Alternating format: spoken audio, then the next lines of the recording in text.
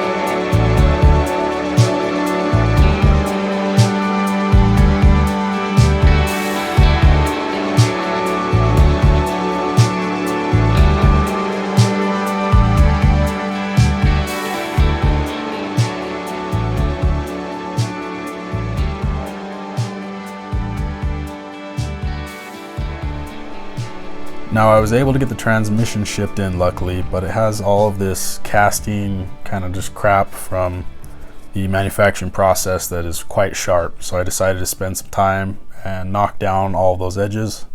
I initially used that drill with a little bit, but that was a little bit tough to do, so I just switched to hand files and cleaned it all up.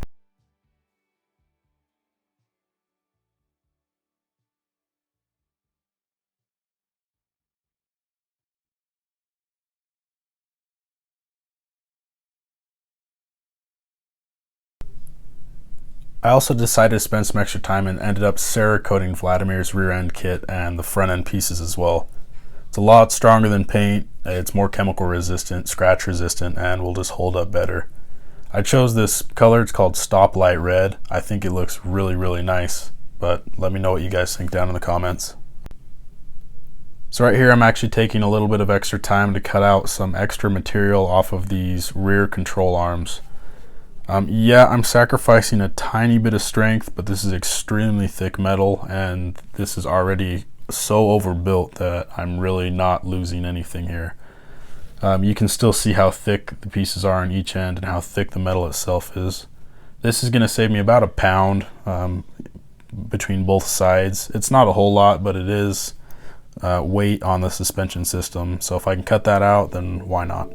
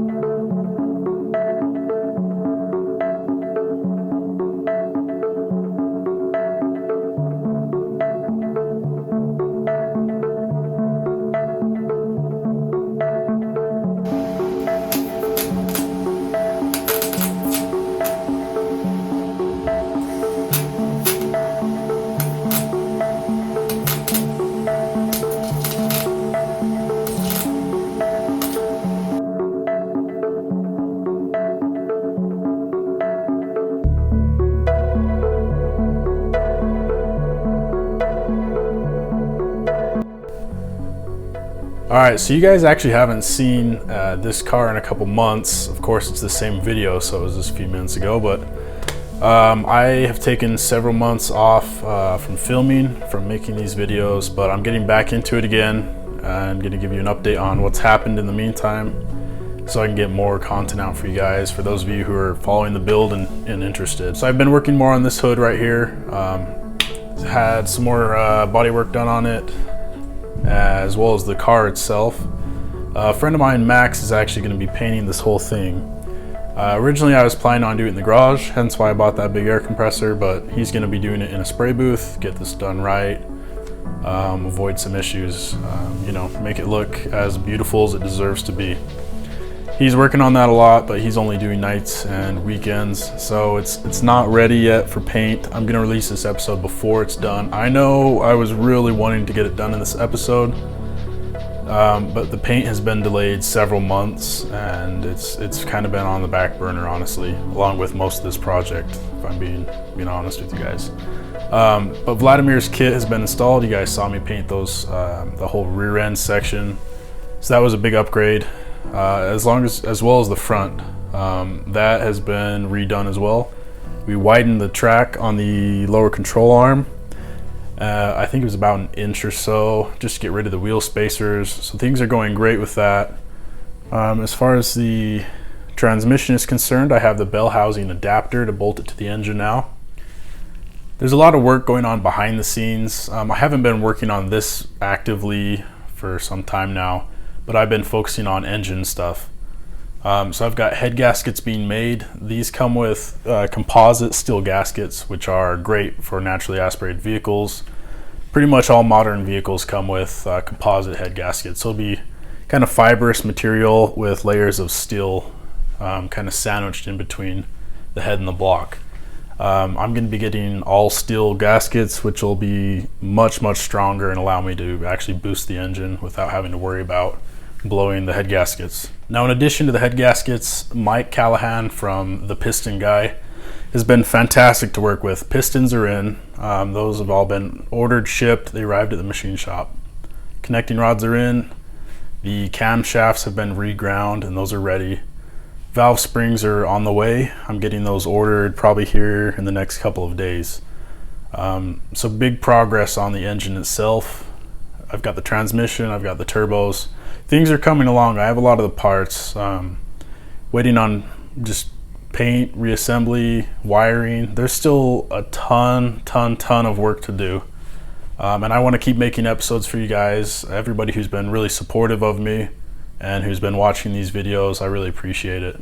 It motivates me to keep pushing it, getting this done sooner rather than later. I'm going to go ahead and release this episode today, even though not a whole lot of progress has been done on the vehicle. Hopefully it is painted by the next time you see it. That might be in the next few weeks here. So thanks for being patient.